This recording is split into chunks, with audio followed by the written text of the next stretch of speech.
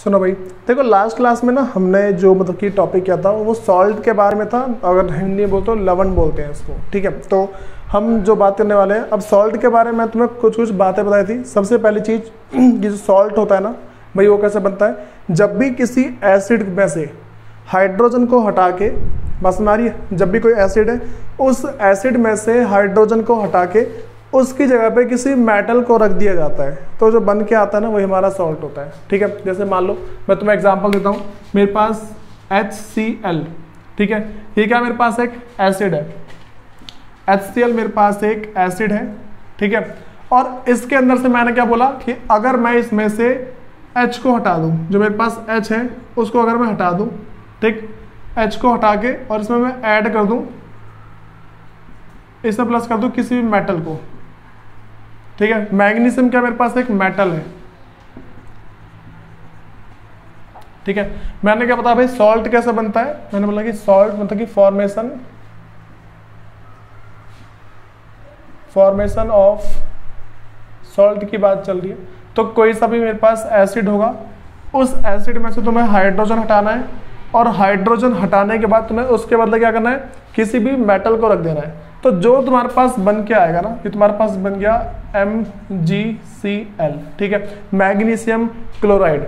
अब ये जो तुम्हारे पास बना है ना, ये क्या है भाई, ये तुम्हारे पास सॉल्ट है, ठीक है। मैं तुम्हें लास्ट क्लास में एक होमवर्क दिया था, होमवर्क हमारे पास ये था कि तुम्हें जितने भी नेम ऑफ ऑल मेटल है और जो नॉन मेटल है, मेटल और नॉन मेटल, इसके नाम तुम्हें लिख के और याद करके लेके आए थे, जो तुमने नहीं किया भाई, सिंपल सी बात है। अब देखो यहाँ पे, तो उसके आगे देखते हैं। मेरे पास है कि भाई सबसे पहले ना तो मैं कुछ कुछ बातें बता रहा हूँ कि मतलब सॉल्ट के बारे में कुछ कुछ बातें हैं। सबसे पहली बात मेरे पास ये है, लिख लो some important point, some important point of salt, point of salt. सबसे पहला भाई जो मेरे पास सॉल्ट होता है, ठीक है, वो मेरे पास क्या है कि मोस्टली जो सॉल्ट है वो सॉलिड फॉर्म में होते हैं,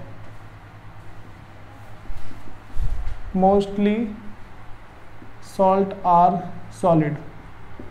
ज़्यादातर जो मेरे पास सॉल्ट क्या है वो सॉलिड होते हैं, लिक्विड बहुत ज़्यादा कम होते हैं, ठीक है। जैसे मान के चलो कि जो सॉल्ट है और हमारे पास मैटर 3 तरीके से होते हैं, सॉलिड, लिक्विड और गैस, ठीक है। और 9th क्लास में पढ़ा होगा, लिक्विड, सॉलिड और गैस 3 टाइप के होते हैं। तो हमें क्या ध्यान रखकर चलना है, जो ज़्यादातर जो हमारे पास सॉल्ट होते हैं वो क्या है हमारे पास सॉलिड फॉर्म में होते हैं, ठीक है। उसके बाद हमें ध्यान रख के चलना है कि भाई जो हमारे पास सॉल्ट है ना, उसका मेल्टिंग पॉइंट और जो बॉइलिंग पॉइंट है बहुत ज़्यादा होता है। इसके बारे में बताऊँगा क्या होता है।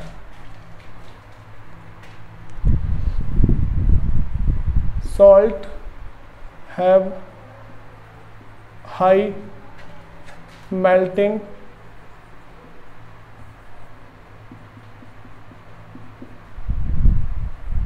And boiling point.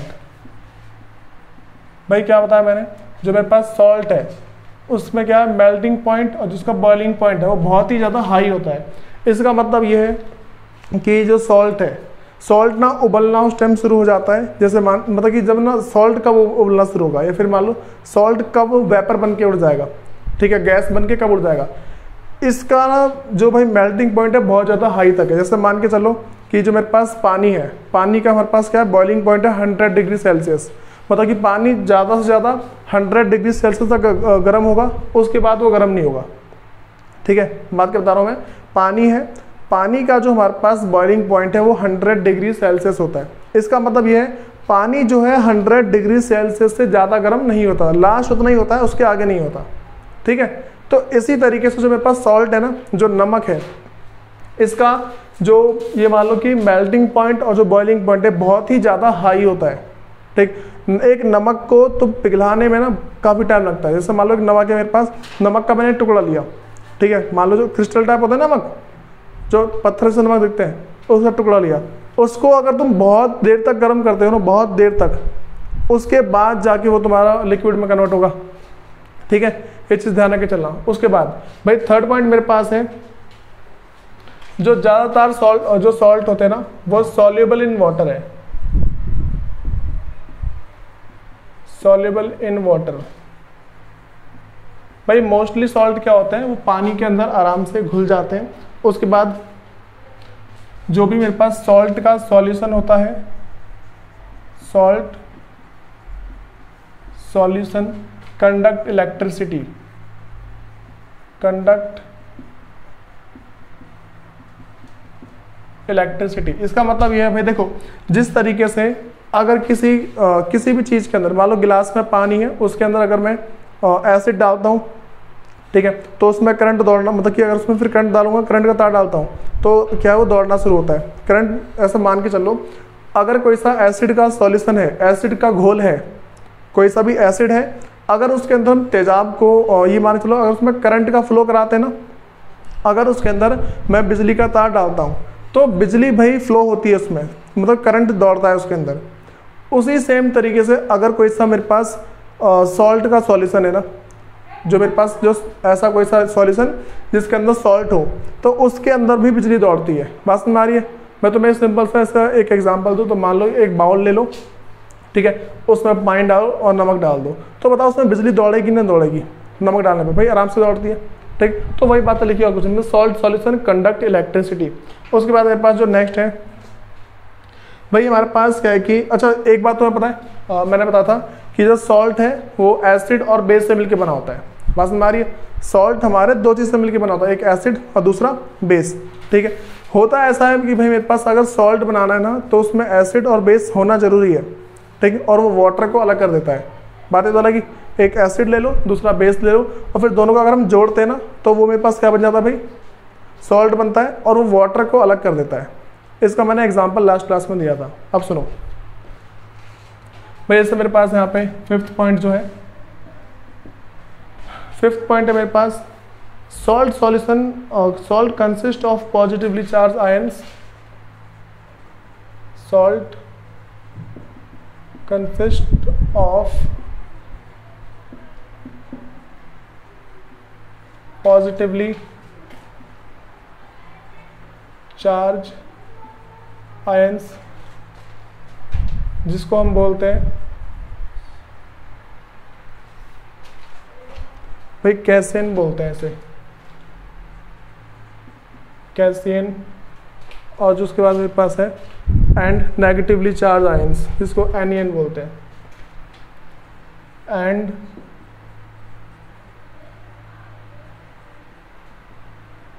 Negatively charge ions, जिसको हम बोलते हैं एनियन, ठीक है। अब सुनो भाई, मेरे पास दो चीज़ है, तो अपना मैं तुम्हें इसका एग्जांपल ना बहुत ही बेटर दे सकता हूँ। जैसे मान के चलो, अगर तुम्हें इसका एग्जांपल देना चाहूँ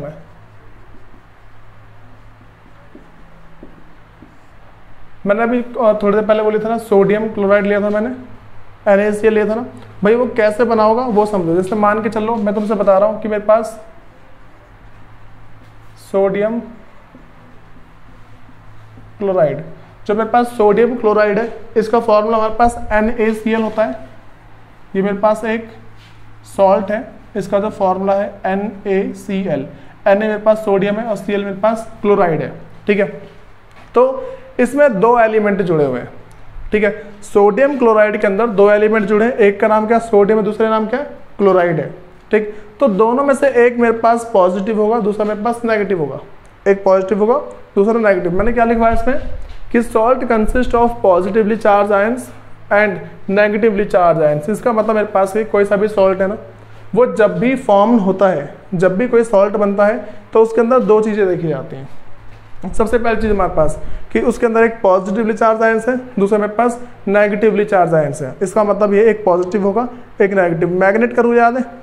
जो चुंबक जो होते हैं वो क्या है कि जो अगर एक ही तरफ का चिपकाओगे ना, प्लस प्लस वाला चिपकाओगे, चिपकते नहीं, दूर भागते हैं, लेकिन प्लस और माइनस वाला चिपकाओगे वो चिपक जाते हैं, ठीक। तो एक प्लस का होना चाहिए, दूसरा माइनस का होना चाहिए, वही सेम तरीका मान के चलो। तो मेरे पास जैसे यहाँ पे सोडियम है, यहाँ पे जो सोडियम है इसका मेरे पास क्या है Na, ठीक, और क्लोराइड का मेरे पास क्या है Cl। जो Na है भाई इसमें पॉजिटिवली चार्ज आयंस है और जो क्लोराइड है उसमें नेगेटिवली चार्ज आयंस है। ये बातें पता लग रही है। फिर सुनो भाई, हम नेक्स्ट बात करते हैं फैमिली ऑफ सॉल्ट। ठीक है, तो मेरे पास अगला है वो है फैमिली ऑफ सॉल्ट है।